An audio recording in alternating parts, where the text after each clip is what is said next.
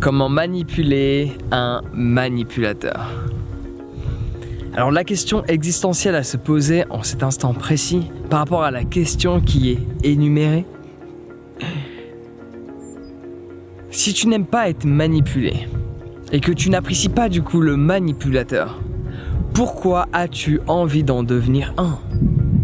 Parce que les solutions qui s'offrent à toi ne sont pas uniquement d'apprendre à manipuler un manipulateur, mais comment faire pour t'en libérer. Parce qu'en apprenant à manipuler un manipulateur, tu vas devenir cette personne que tu n'apprécies pas. Par ce fait, vas-tu t'apprécier par la suite? Cela ne risque pas. Donc oui, il y a différentes techniques que tu peux mettre en place en jouant dans son jeu, c'est-à-dire en acceptant son vocabulaire, en le reprenant, en se laissant volontairement manipuler parce qu'on sait où on va arriver pour au final lui montrer quelque chose auquel il ne s'attendait pas, comme une partie d'échecs. Okay? Pour illustrer mon propos par rapport à comment manipuler un manipulateur, vu que c'est le titre de la vidéo, je te partage juste le concept. Après, les techniques verbales que tu peux employer, déjà, avant de faire ça, il faut savoir maîtriser un tant soit peu l'art de la communication. Et j'ai un guide sur la communication qui va grandement t'aider. Tu peux le télécharger dans la description. Mais avant cela, c'est comme une partie d'échecs. Quelle est la différence entre un amateur et un pro? L'amateur, quand il joue aux échecs, il effectue une action et il pense que l'autre va réagir de cette manière-là ou de cette manière-là, et lui va réagir de cette manière-là. Au max, il voit à 1 ou 2 mouvements plus loin. Un professionnel va déjà voir si il agit ainsi, tu vas agir ainsi, ou comme ça va entraîner telle action qui va entraîner telle action, telle action, telle action, telle action. Un professionnel aux échecs arrive à voir à l'avance entre 10 et 20 mouvements, alors qu'un amateur en voit entre 1 et 2 à l'avance. Si tu veux rentrer dans le jeu d'un manipulateur, il faut que tu vois beaucoup plus de mouvements que lui. Un manipulateur va faire en sorte de te dire certaines choses, d'avoir certains comportements qui vont t'emmener à un endroit, à une position, qu'elle soit comportementale, émotionnelle, psychologique ou physique. Il va t'emmener quelque part. Mais toi, tu le sais, tu es censé ne pas le savoir où il t'emmène. Okay? Lui, il est là, il y a un enchaînement d'actions qui l'entraîne pour que tu arrives là. Mais toi, tu n'es pas censé le savoir.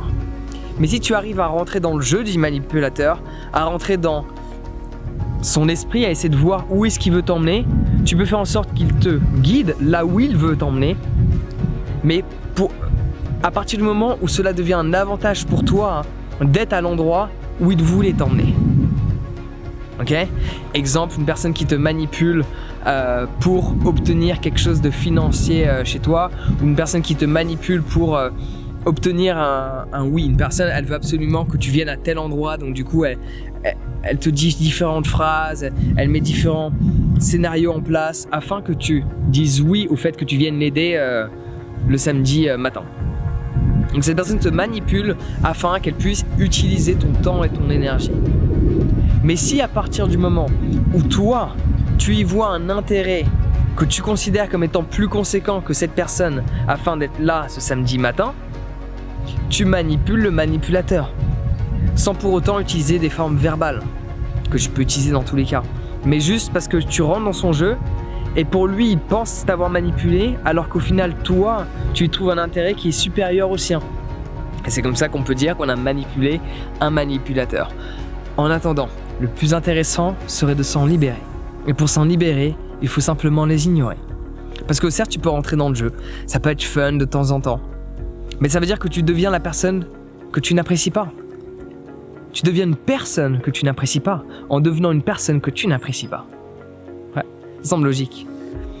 Donc, le meilleur conseil que j'ai à te partager, c'est le simple fait d'ignorer ces personnes-là. Quand tu vois qu'une personne est en train de te manipuler, tu peux simplement dire ok et l'oublier. Après, il faut faire attention, il y a des gens qui ne manipulent pas volontairement. Il y a des gens qui ne manipulent pas mais qui cherchent à influencer. Et souvent, surtout en France, on a du mal à distinguer le fait d'influencer et le fait de manipuler. Manipuler, de base de l'origine de ce mot, c'est arriver à ses fins sans pour autant que la personne y trouve quoi que ce soit d'intéressant. Ça, c'est manipuler. Je manipule quelqu'un pour obtenir quelque chose que je souhaite, mais cette personne n'obtient rien. Influencer, c'est j'y trouve un intérêt, mais je sais que cette personne va aussi y trouver un intérêt, cependant, elle ne voit pas cet intérêt.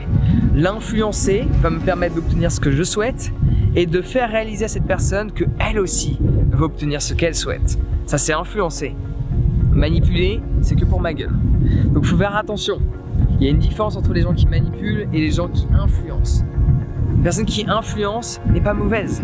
Une personne qui manipule n'est pas forcément mauvaise. Elle peut l'être, ça dépend du contexte et de la volonté qu'il y a derrière.